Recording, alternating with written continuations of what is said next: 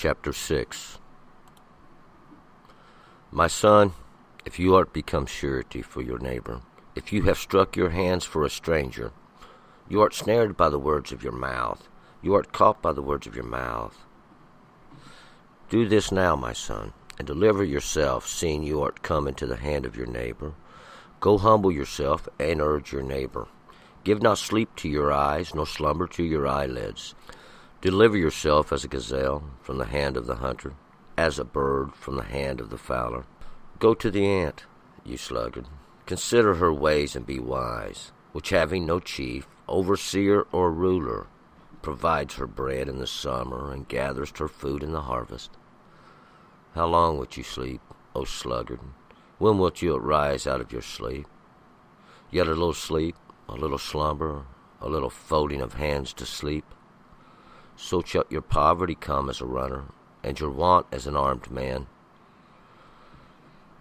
A base person, a man of iniquity, is he that walks with a froward mouth, that winks with his eyes, that scrapes with his feet, that points with his fingers. Frowardness is in his heart, he deviseth evil continually, he soweth discord. Therefore shall his calamity come suddenly, on a sudden shall he be broken, and without remedy. There are 6 things which the Lord hates, yes, 7 which are an abomination unto him: haughty eyes, a lying tongue, hands that shed innocent blood, a heart that devises wicked thoughts, feet that are swift in running to evil, a false witness that breathes out lies, and he that soweth discord among brethren. My son, keep the commandment of your father, and forsake not the teaching of your mother. Bind them continually upon your heart, tie them about your neck. When you walkest, it shall lead you. When you liest down, it shall watch over you. And when you awakest, it shall talk with you. For the commandment is a lamp, and the teaching is light, and reproofs of instruction are the way of life, to keep you from the evil woman, from the smoothness of the alien tongue. Lust not after her beauty in your heart, neither let her captivate you with her eyelids. For on account of a harlot a man is brought to a loaf of bread, but the adulteress hunts for the precious life. Can a man take fire in his bosom, and his clothes not be burned? Or can one walk upon hot coals, and his feet not be scorched? So that he that goeth into his neighbor's wife, whosoever toucheth her, shall not go unpunished. Men, do not despise a thief if he steal to satisfy his soul when he is hungry. But if he be found, he must restore 7-fold. He must give all the substance of his house. He that commits adultery with a woman lacks understanding. He doeth it that would destroy his own soul. Wounds and dishonor shall he get, and his reproach shall not be wiped away. For jealousy is in the rage of a man, and he will not spare in the day of vengeance. He will not regard any ransom, neither will he rest content, though you givest many gifts. All right, let's go back up to verse 1. Continuing in the book of Proverbs today, this the open letter, this lesson, or this speech we're overhearing from a father to a son, and that's exactly what it is. A little bit of instruction, some good advice. We'll take it that way. And we're going to get several pieces of good advice here. It's not limited to one. Each one is separate. There are separate paragraphs here. We're going to pick it up here in verse 1. My son, if you are become surety for your neighbor, if you have struck your hands for a stranger, and my son, once again, this one who's going to carry on the Shem, this one who goes forth from me, my son, we are all children of the Most High. If you are become surety for your neighbor, and surety is you've made a promise for your neighbor. Let's to make it simple, we'll just say you've said, well, if he don't pay it, I'll pay it. You're going to back your neighbor up. You're going to be the one now. if you struck your hands for a stranger, if you made this deal, and you may not know everything about it, but you're going to back him up because he's your neighbor, he's your friend, he's your buddy. 2, you art snared by the words of your mouth. You art caught by the words of your mouth. Now you've been snared. You've been taken by the words of your own mouth. What you just said has caught you. It's going to be a trap, and that's the way we want to look at that. You've been trapped by your own words. So we're going to use this as an example, this little trap that your mouth's got you into. You are caught by the words of your mouth, and that's exactly what it means. You've said something you shouldn't have said. You've made a promise you shouldn't have made. It's really a very simple thing. 3, do this now, my son, and deliver yourself, seeing you art come into the hand of your neighbor. Go humble yourself and urge your neighbor. Now do this now. Listen, this is some good advice, my son. Deliver yourself. Get yourself out of this trap. Get yourself out of this snare. Seeing now that you have come into the works of your neighbor, you've left yourself exposed to somebody else. Somebody else is going to decide what happens to you. And that's not what we want. We want you to have your authority. We want you to be in your authority so you can maintain the responsibility of yourself. And this hand of your neighbor is you've been brought into his work. So now if he decides not to pay the person, you've got to open your mouth and set yourself now. You'll have to pay. You'll have to pay. And now you're not going to like your neighbor as much because why? He didn't try to pay it. He just fell off on you there and left you holding the bag, so to speak. Go humble yourself and urge your neighbor. Why? There's no sense that you hate your neighbor, and there's no sense in tempting your neighbor to sin. Not by taking advantage of you when he took advantage of you and just left it off for you to pay because of what you said.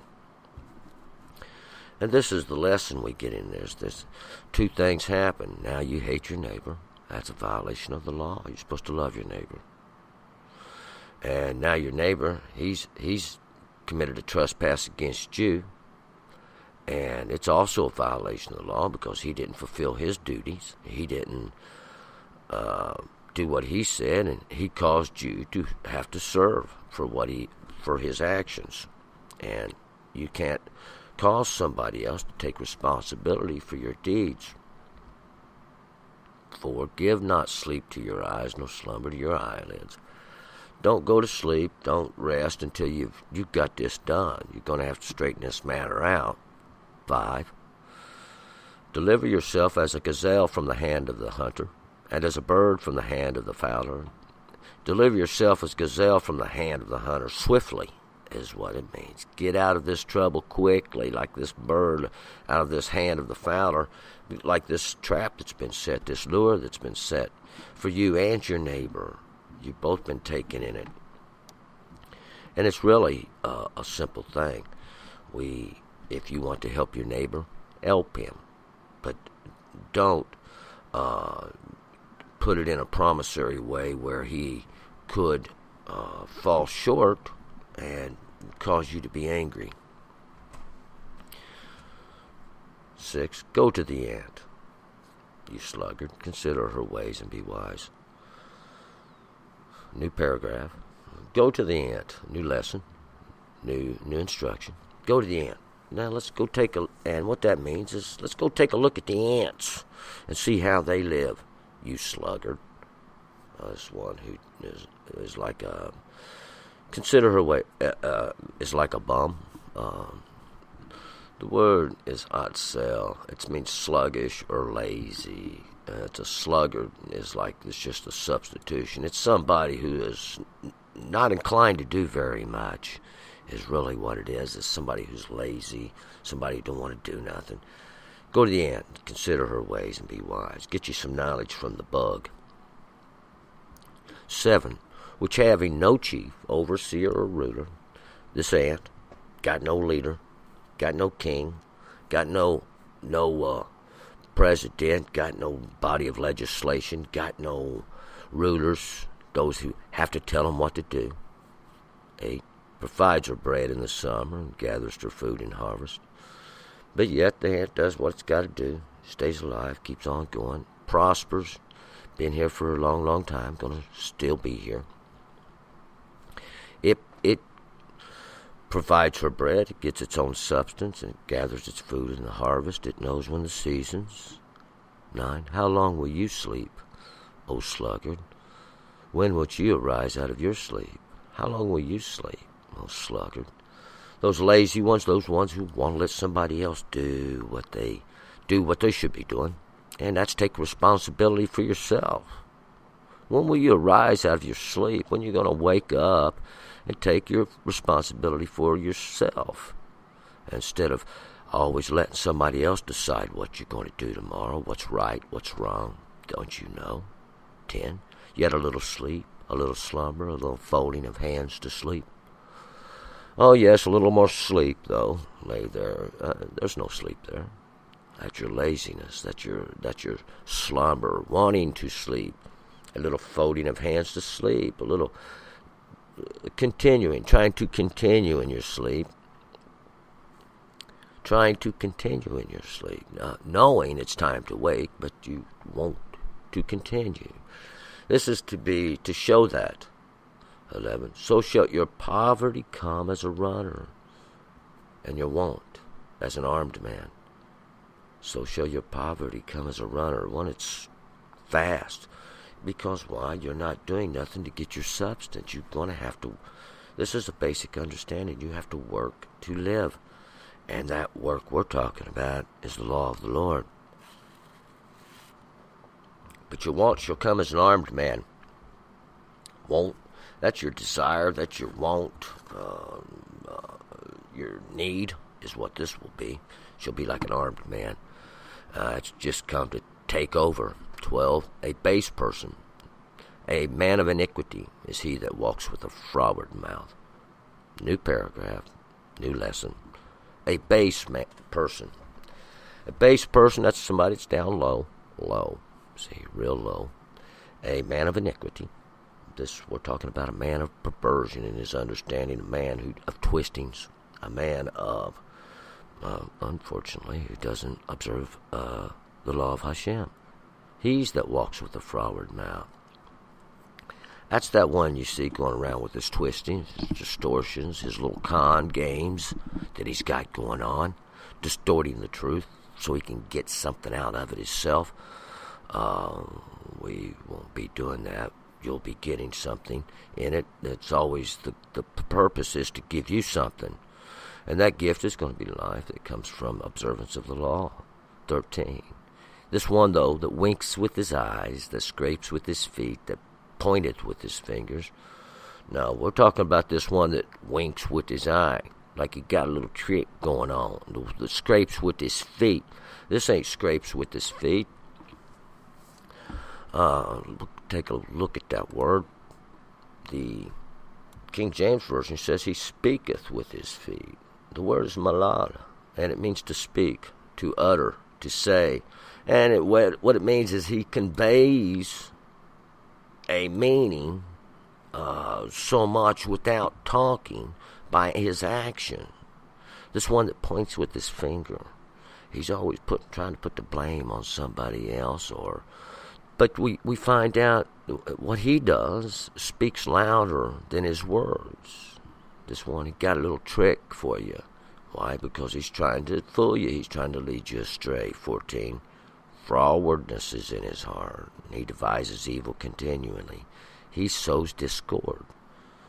This is how we know him, because frowardness is in his heart. He's always devising some kind of trouble, some kind of drama he can build up or get into. He devises evil continually. His plan's to cause trouble.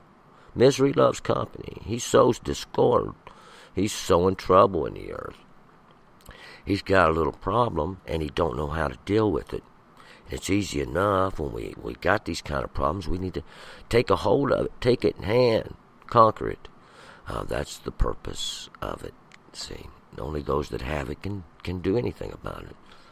15. Therefore shall his calamity come suddenly. On a sudden shall he be broken, and without remedy. There's no hope for him, man. There for shall his calamity come suddenly. He don't know it's coming. It's just like a bridge. A bridge just don't fall down all of a sudden. No, it's been falling down for a long time, and suddenly it hits the ground. 16. There are 6 things which the Lord hates, yes, 7 which are an abomination unto him. New paragraph, new instructions. There are 6 things which the Lord hates, yes, 7 which are an abomination unto him. These 6 things, we're going to find out. There's 6 things listed here. 7 which are abominations, which are detestable. These things, there's a lot more to it than this. But we're going to go with these 6 things here. These 6 things are 17, haughty eyes, a lying tongue, hands that shed innocent blood. Haughty eyes. These are those that always want to raise up over somebody else. They say, oh, we know what's going on, you don't. Really? A lying tongue? That's the same thing right there. Obviously you don't, or you'd know the Lord hates haughty eyes, those that raise up over somebody else. Those that exalt, oh, they're poor, weak, and ignorant, we have to rule over them. No, you would give them some education, help them out. It would be unlawful to see the child in its mother's milk now. But these hands that shed innocent blood, that's what you're doing. Shedding innocent blood, causing it to continue. That ignorance is what I'm talking about. Not empowering people, not giving them no authority on their own, always seeking it for yourself. 18. A heart that devises wicked thoughts, feet that are swift in running to evil. That's what you've got, a heart that devises evil thoughts.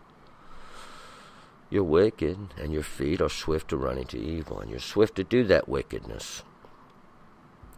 That's what these are, your feet, these paths that you're going on, or these things you're going on, your ways are swift to the running of evil, or to do wickedness.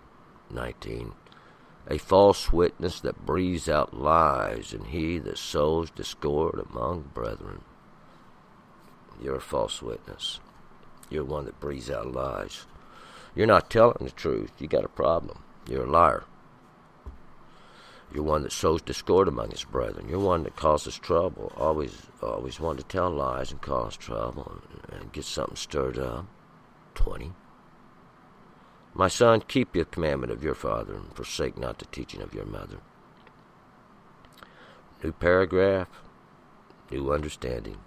My son, keep that commandment of your father. Do what the Lord's asked you to do. These commandments of your father and your mother should be the instructions the Lord commanded them to teach you, and that's his law, his ordinances, and his statutes. Keep them. Hold close to them. 21. Bind them continually upon your heart and tie them about your neck. Bind them. Tie them up to your heart. That's that inner understanding, that inner self, that fabric which is going to make you up. That living, pumping, beating thing within you. Tie them about your neck. That way they're always there so you can see them. 22. When you walk, it shall lead you. When you lie down, it shall watch over you. And when you awake, it shall talk with you. When you walk, it'll lead you. Why? It's going to be your instructions. You don't know. When you lie down, when you take that time to rest, it's going to be what watches over you. It's going to be that thing, that which guards you. When you wake up, it shall talk with you. These are going to be the words, these understandings that come forth. 23. For the commandment is a lamp. The teaching is the light, and the reproofs of instruction are the way of life. For the commandment, that's the law. It is a lamp. It's that light, and what we find down, it's burning. And we see that. That's the teaching. It is light. And it's the light. It's that which is coming from the Lord. And the reproofs of instruction are the way of life. And when we do wrong, we're going to get corrected. That's the way of life. That's the way for those that are alive. 24. To keep you from the evil woman, from the smoothness of the alien tongue. It's to keep you from the evil woman, that wicked woman, these things that are from man, this beautiful, pleasant one. from the smoothness of the alien tongue. That foreign tongue, that foreign speech, that's one that will lure you away to a different understanding. 25. Lust not after her beauty in your heart, neither let her captivate you with her eyelids. Don't go wanting after her. She may be beautiful in your heart. You may look on her and say, oh, she's more beautiful. But don't let her captivate you with her eyelids. These perceptions that she may have, because we're going to find out they're going to lead you astray. You're going to go astray. And this is where you would transgress against the ordinances of the Lord, because he's asked you not to do that. 26. For on account of a harlot a man is brought to a loaf of bread, but the adulteress hunts for the precious life. On account of a harlot a man's brought to a loaf of bread. He'll be brought to poverty. He's brought down to almost nothing, just this loaf of bread. Why? We know where he's doing with all of his money. We know where he's putting his riches. But the adulteress hunts for the precious life. This adulteress, this is the married woman. She's hunting for the precious life. She's hunting to slay this one who's alive. A little slightly different understanding with that. 27. Can a man take fire in his bosom and his clothes not be burned? New paragraph. New lesson. Can a man take fire in his bosom? Can you think you can hold the judgment of God, right? And your clothes, your garments not be burned, your understandings, those things that are, you think you can transgress the law and not get punished? 28. Or can one walk upon hot coals and his feet not be scorched? Think you can go into the fire and not have no effect on you? In other words, you think you can sin and get away with it. You think you can sin and come back away. 29. So he that goes to his neighbor's wife, whosoever touches her shall not go unpunished. And this one that goes into his neighbor's wife. Neighbor's anybody that's living in the world with you, my friend. This is the world. It's not just the guy next door. Don't ever get confused by that. Anybody that touches her, that's your neighbor's wife. That's the one he has took for himself. Shall not, you can't touch her. You can't go into her. That's an unlawful act. And it shall not go unpunished. 30. Men do not despise a thief, if he steal to satisfy his own soul when he's hungry. Men don't despise a thief, this one who steals something. That's thou shalt not steal. It's a commandment the Lord told us all in our own heart and our own understanding. Not this one that steals to satisfy the soul when he's hungry. Not one who does it when he's starving to death. Or starving, hungry. And, of course, we're getting off the subject a little bit here with we'll get back to it.